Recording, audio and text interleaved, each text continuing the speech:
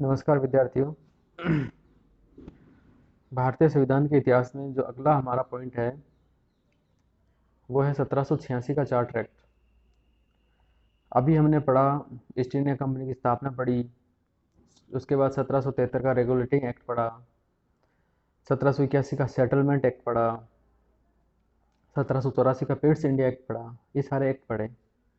तो हमें पिछले वाले जो भी एक्ट हैं और अगले वाले जो भी एक्ट पढ़ेंगे उनमें तारतम्य करके चलना है।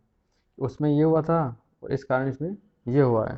तो अभी इसी में एक छोटा सा, जिस प्रकार से 1781 का सेटलमेंट एक्ट था उसी प्रकार से एक छोटा सा अधिनियम है 1786 का चार्टर एक्ट। उसमें देखते हैं क्या क्या बातें हैं। देखिए कि 1786 का जो चार्टर एक्ट था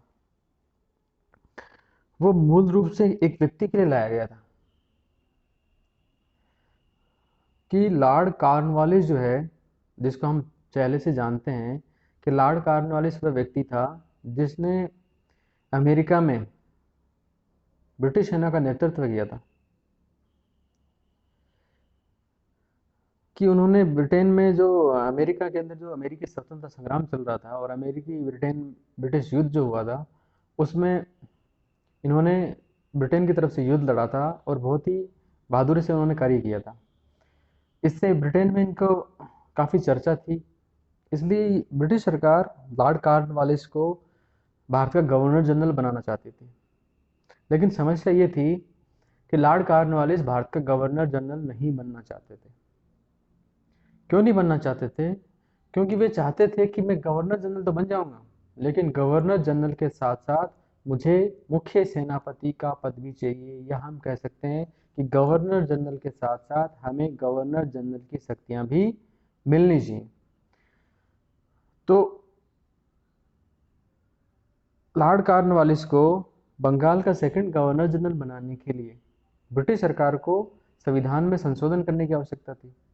क्योंकि एक साथ दो व्यक्तियों को दो पद नहीं दिए जा सकते हैं, एक साथ एक व्यक्ति को दो पद नहीं दिए जा सकते। लेकिन लॉर्ड कॉर्नवालिस को गवर्नर जनरल बनाने के लिए उन्होंने एक नया एक्ट लाए 1786 का चार्टर एक्ट। उसके द्वारा गवर्नर जनरल को शक्ति प्रदान की गई कि गवर्नर जनरल पद के साथ साथ गवर्नर जनरल को मुख्य सेनापति का भी पद प्राप्त होगा, जिसे हम कमांडर इन चीफ भी कह सकते हैं। और दूसरी इसकी सबसे बड़ी बात यह थी कि गवर्नर जनरल की जो कार्यकारिणी परिषद थी, गवर्नर जनरल की जो कार्यकारिणी परिषद है उसमें हमने पहले पढ़ रखा है गवर्नर जनरल की कार्यकारिणी परिषद की सहमति से ही गवर्नर जनरल कोई निर्णय कर सकता है।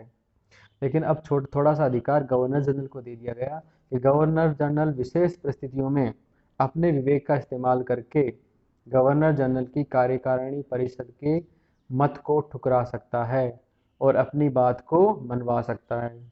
तो इस तरह से जो 1786 का एक्ट था उसमें दो मुख्य बातें देखिए। पहला, लॉर्ड कॉर्नवालिस को गवर्नर जनरल बनाने के लिए, या हम कह सकते हैं गवर्नर जनरल को गवर्नर जनरल तथा मुख्य सेनापति की शक्तियां प्रदान करने के लिए 1786 का एक्ट आया। और दूसरा, गवर्नर जनरल अब जो भी काम करेगा विशेष परिस्थितियों में वह विशेष परिस्थितियों में गवर्नर जनरल कार्यकारिणी परिषद के मत को ठुकरा सकता है और अपनी मनमानी कर सकता है। दो इसकी विशेष बातें ये थी। तो इस तरह से हमारा छोटा सा 1786 का एक्ट है जिसमें मुख्य रूप से दो ही बातें हैं।